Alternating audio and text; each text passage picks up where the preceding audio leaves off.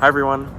Many of you have been asking to see our garden spaces and our backyard, and it is officially autumn here in Wisconsin, so I wanted to do this video for you guys while the weather is still nice and before we get into the cooler temperatures and things need to be cleaned up out of the garden. I thought I would take a few minutes and show you around and kind of explain what we've been doing the last few months and give you a few highlights of some of the things we've really enjoyed in the garden. We love spending time outside, especially in the summer. Our summers here are not that long, so it's always great to create a beautiful space that you love to enjoy while the weather is nice. And we definitely created that this year, so I'm excited to show you. Hi everyone.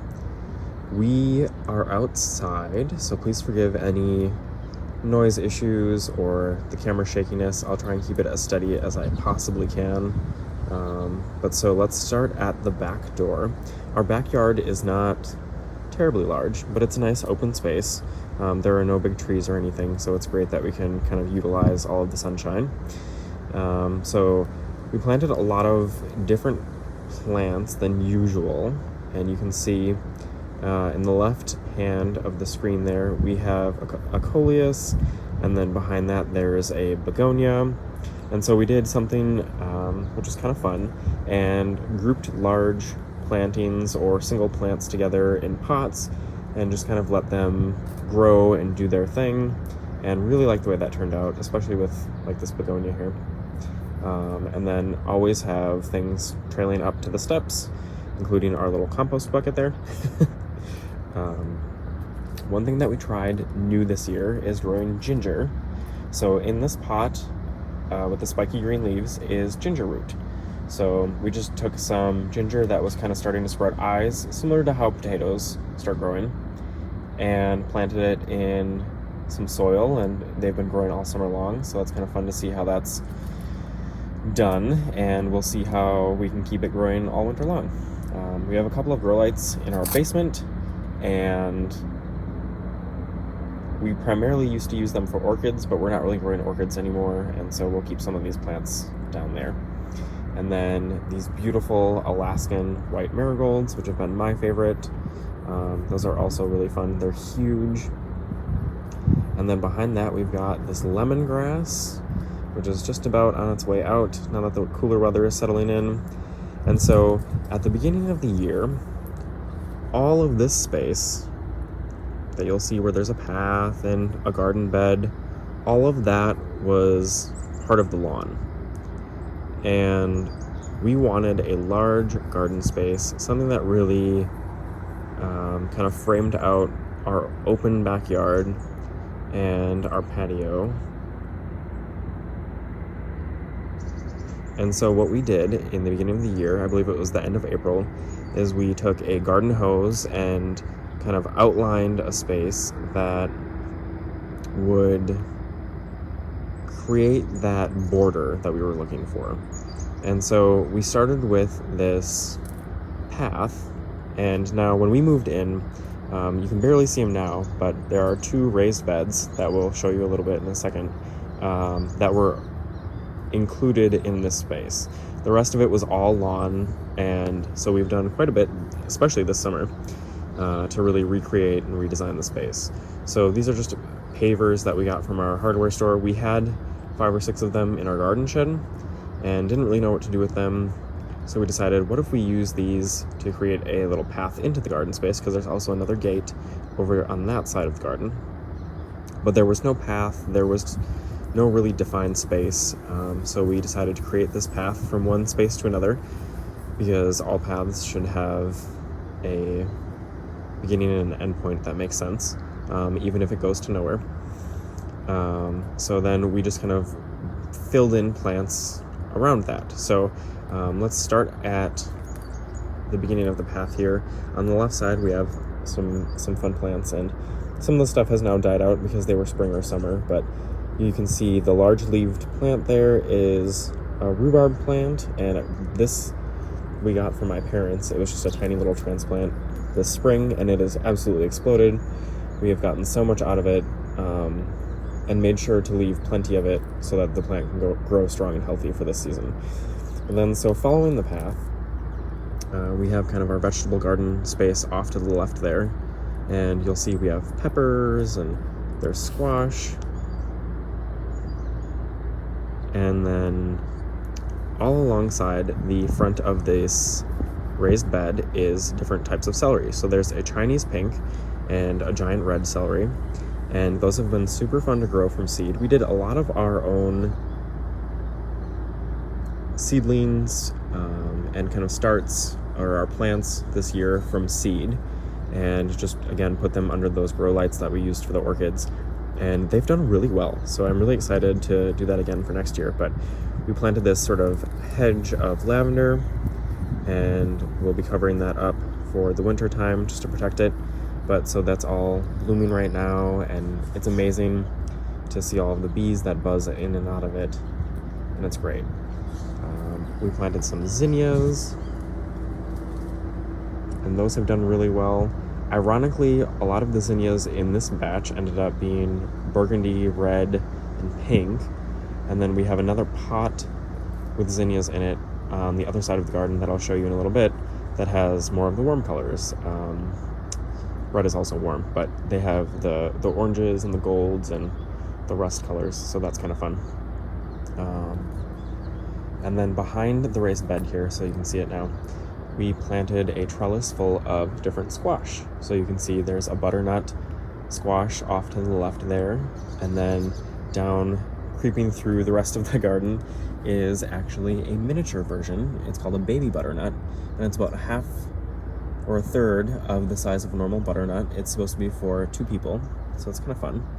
And then we have delicata squash in there and a whole bunch of varieties, and those are starting to die back now, so we'll harvest those in a couple of days. And again, our beautiful zinnias, and it's amazing to see all of the bees and the different pollinators come in and check all of those out. And you can see down here where I was talking about the celeries, the different types. This is the Chinese pink. And now, homegrown celery is much different than celery you'll find in the grocery stores because it's a different varietal. So usually what you'll find in a grocery store is that big, thick green celery, and you can see here, this is the giant red. So more of a kind of a burgundy color. The celery you'll find in the grocery store is often a Pascal's green, and so totally different, grown in a totally different environment than what we have here in Wisconsin. But just as delicious, super fun to grow. The history of celery is quite interesting. I highly encourage you to, if you can, listen to a favorite audio podcast called Proof by America's Test Kitchen. One of their very first episodes talks about celery and the history of celery, and it's kind of resurgence lately. So that's kind of fun. So this path leads to our gate, and we bought that arbor this spring. It was kind of on sale at our local garden supply store, and it's an iron and cast iron arbor that we got home in 3 different pieces and then had to assemble it here, but it just worked perfectly for that gate. And so on the left side of that arbor, you'll see there where the bird bath is, there are a few different types of roses. I think there's 7 or 8 of them over there. And then in front of the arbor, there are irises on each side. And then climbing up the arbor, there are climbing roses. And they are a gorgeous peachy orange color. Most of them are done blooming now for the season. The weather has just gotten so cool. But when we first planted those roses, they were about maybe 2 feet tall. And they have just grown so well. So hopefully in the next year or so, maybe two seasons, it will fill in the arbor completely. And so we'll wrap those up with burlap just to protect them in our harsh, cold Wisconsin winters. And then in the bottom of it, kind of on the ground there, we surrounded these pavers, the entryway pavers at least, with red creeping thyme. And it has these beautiful, bright fuchsia, tiny little flowers in the springtime and the early summer, and then just turns into a lush carpet of green, and the bees love it. It's super soft and cozy to step on, and it really helps secure the pavers and make sure that they are not moving in place when you walk. And then so when we go to the side here, you'll see there is some salvia, and the hummingbirds absolutely love it. In front of that we've planted catmint, and then in front of that we have our chamomile, which is about to call it quits for the season. So we have a lot of garden cleanup to do, but this has been a beautiful space, and this space is kind of dedicated to my grandmother. So you'll see there are different flowers that have like burgundies and creams, kind of like those little daisies down there. But she loved those colors, and so this kind of corner of the garden is dedicated to her. But it's so fun to see the hummingbirds zip in and out of this space and utilize it, and we love it. The bees also love the salvia, which is fun to watch. And then next to that, there is a lilac bush. It is a white Russian lilac bush, beautiful. And then this year, something that we did that was kind of interesting is we wanted to really kind of highlight a cottage garden or potager type setup. So those are primarily, I would say, vegetable forward or gardens that you would primarily see on the outsides of cottages or the back doors of kitchens. So we really utilize a lot of fruits and vegetables in this and use that as our foliage. So in the spring and the summer, when all of these onions were blooming, kind of like growing, like the two that are still standing up, it was a beautiful kind of spiky green foliage. And then we have the kale, Swiss chard in the middle of it. Behind that we had green peas that we were growing. And there's beans in front of that, cabbages that were a little overgrown, but then totally attacked by some rabbits. So I'm just gonna let them. It's fine, we'll share. And then leeks in front of our pole beans. And in between the cabbage, the kale, and the pole beans, we have fennel that I've let bloom, and it has been beautiful to just see the flowers. And we've used a couple of them in our cooking, but there's 2 or 3 back there that we just kind of let flower. So these are all of our pole beans, and primarily grew these guys this year for dry bean eating for storage. And then behind that we have baby hollyhocks that are just starting to bloom. It's our first year for those guys, so hopefully next year we'll see a ton more. And then in front of the pole beans, like I said, there's the leeks, and then we have a couple of brassicas hidden in throughout. So there's more kale, and there's broccoli, and some cabbage, and then we have a peach tree. We have a sad-looking burning bush.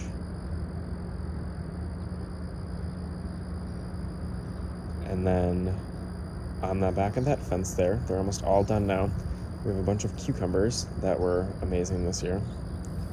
And so then there's some more leeks and some echinacea.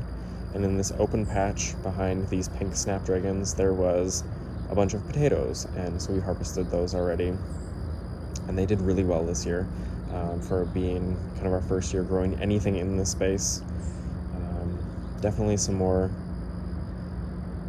soil amendments need to be made, and some growing. And you can see it's gotten much cooler in the evenings, so a lot of plants are starting to change the leaves and die back, and so we'll be cleaning out some of these pots. But so this is kind of our patio space, and we have peppers and different flowers on the left there by our grill or our barbecue, and then this is primarily where we hang out. So this kind of cutout space that you see in front here, it used to be a giant fire pit, and it was treacherous because it was made and dug out in the ground, and there was no real support or kind of safety ledges around it to keep anyone from falling in, and it was just really dangerous. Plus it was made with old limestones, and that was just the wrong materials to be using for a fireplace that got hot and then cold and wet, and so a lot of the bricks were cracking, and it was just bad. It was bad news. So we dug that out, filled it in, and then actually ended up using all of the bricks as our edging. So if you look around the whole garden, we did kind of a stacked, slanted garden border with the bricks. And so we did leave it open because we want the space to be inviting and open, right by the gate. But then again, it continues all the way to the garden on the other side and to our patio. And that big tall viney plant there are morning glories, and there's a hummingbird feeder kind of nestled in there. They've kind of liked having that open and that protection of that. Another burning bush. My favorite burning bush is actually the one back here. It's huge and it's just starting to turn color. You can see a lot of the trees in the neighborhood have either lost leaves or are starting to turn colors. It happens pretty quick. So the first couple of days of cooler weather and everything starts to change. So then, like I said, we were starting to experiment with the pots, and so we have an amaranth. That's that big long pink hanging plant. A lot of its leaves have fallen off now, and we've gotten a couple of good cuttings out of that to bring in the house. There's a hardy mum on the left of that, some dianthus and carnations in there. And then one interesting thing we did on the other side of the gate is we did a potted kind of herb garden. So we stacked some more of those bricks behind and put the different herbs in different sized pots, as well as our tomatoes, which are pretty much done. And then in its glory, the herbs were full and luscious, and it was beautiful to see it kind of filled in and staggered like that. It was really interesting and really brought a nice bit of green space to what otherwise would normally be just a giant cement and brick patio space. So behind all of the herbs, there are 3 blueberry bushes that have done really well. And then off to the side, there are tomatoes. We did a Roma tomato, a cherry tomato, and an heirloom, and they were all wonderful. And then here is that other bit of zinnias I was talking about. So we have loved these. This is my first year actually growing zinnias, especially from seed. I think I may or may not have purchased a plant or two in the past, but just couldn't remember how incredible and amazing and beautiful they are. And I will hands down grow zinnias again and again. They are just gorgeous. The bees love them. They're beautiful to have. And like Amy Beth from the Fat Squirrel Speak says, they are just happiness in a flower. And they're beautiful. So that has just been a giant pot of zinnias, and it's been fun to see those just keep growing. And then we have our citronella geraniums with a little spike in there, just kind of for different effects and textures and heights. So then we have a sweet potato vine and a pot of basil, which I should probably cut because if it freezes or if it frosts, then all of that will be kind of done. But yeah, so this is our garden space, and this is the backyard. It's not very big compared to some of the larger gardens you'll see, but we made it a very usable space. So we wanted to really see what we could grow and kind of highlight, and along the whole back fence on the side here that is kind of adjacent to the alley. There's all peonies on the outside. So if you follow me on Instagram at Close to Amish or the Bearded Purl, you will have seen the peonies in full bloom and display in the summertime, and it is just stunning. They've done really well there. So that is the backyard. I will do a little clip of the front, and I hope you enjoyed it. I hope it wasn't too shaky. It is quite chilly outside, and I don't have a great steady hand, so but it's been nice to really watch this grow and foster it and just see how beautiful it could be and really enjoy the space. All right, and this is the front of our house. You can see in the middle window by our dining room that there's a building permit, and that is because this is what the chipmunks have done to our front walk. It is dangerous, it is cracked in between the chipmunks and our winters. It is just something that needs to be replaced, and so we'll get that taken care of sometime in the next few weeks. But so what I love about the front are these giant urns, these planters on each side of the door, and with the new front walkway, they're going to be kind of built out a little bit, so they'll be off to the side just a tad more. But this is the front, and we did that same staggered brick border that we did in the back, so that's been really fun to see kind of mimicked in the front of the house.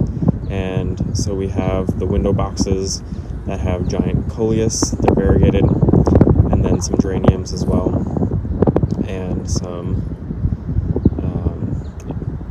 impatiens and all sorts of different flowers that we kind of mix in. But so this is a prairie fire crab apple. So in the spring, it has fuchsia flowers, and then the leaves are kind of a darker burgundy color. In the summer, the leaves turn to green, and the little fruits develop that the birds love to snack on all winter long. And then in the end of summer, kind of now, in fall, the leaves start to turn a burgundy color again, and sort of a red fire engine type, kind of a hot pinky burgundy color. It's beautiful. I'll have to take a picture. But so this is our front yard, and so we have pumpkins everywhere. And yeah, it's been fun to kind of redo the beds. So when we first moved in, everything was straight and it was very sterile, and so we've just kind of filled it in and added things along the way and sort of added some curves and some different designs. And this is our giant hydrangea. The blossoms start off a lime green, then they turn to a cream color, and then they turn to this kind of strawberry pink, and back to a darker green again, and then they are done. But this bush just gets bigger and bigger every year, and every year we cut it back more and more. So you'll see we also added a shepherd's hook that has morning glories up front, and so there's a bird feeder there as well. But I love these urns. You can see that the sweet potato vines have been nibbled on.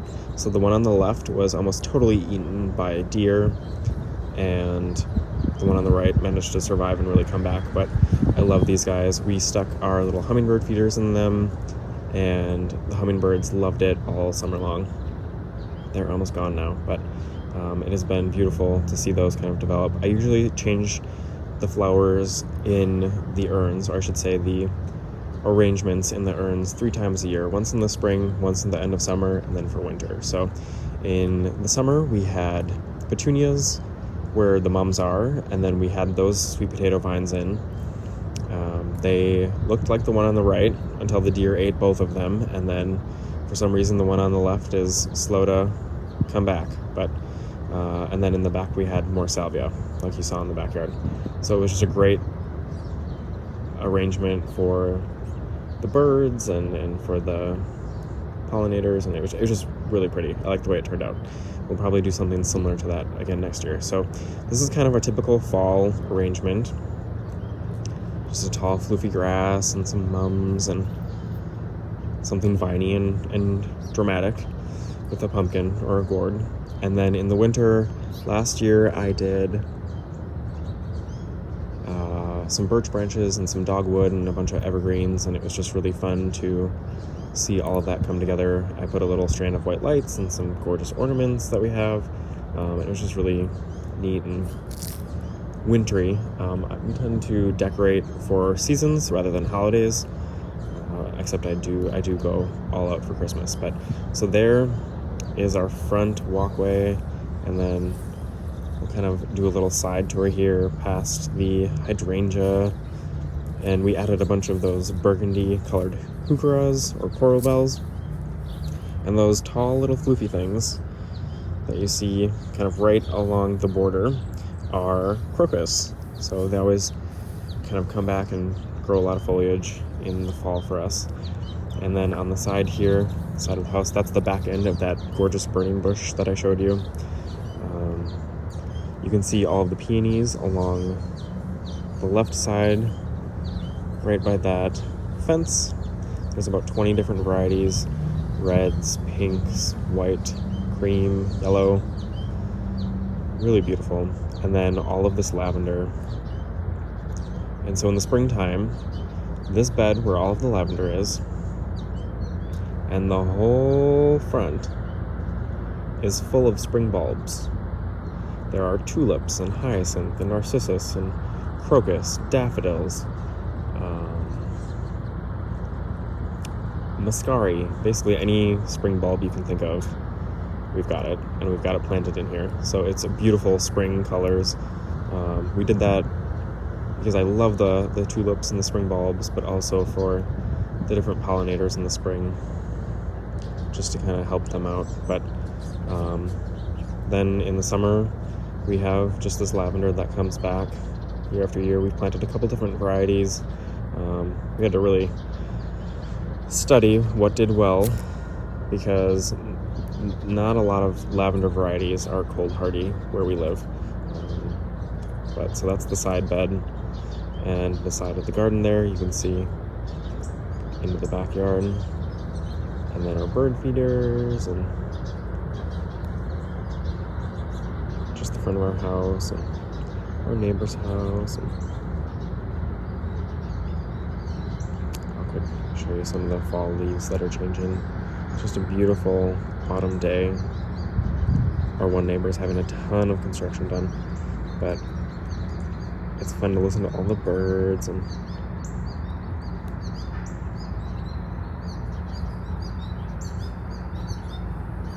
see all of the different fall colors. And so everyone in the neighborhood kind of has a fun little garden. And so a lot of the birds that hang out in this house come and hang out at our house. And if you look towards the center of the screen there, that black gate, that was actually a gate in our backyard, but a tree from their house had fallen down and crushed the gate, so they decided to take it and make it a part of their landscaping. So yeah, that kind of concludes our little house tour. We are going to replace the fence on our little patio upstairs.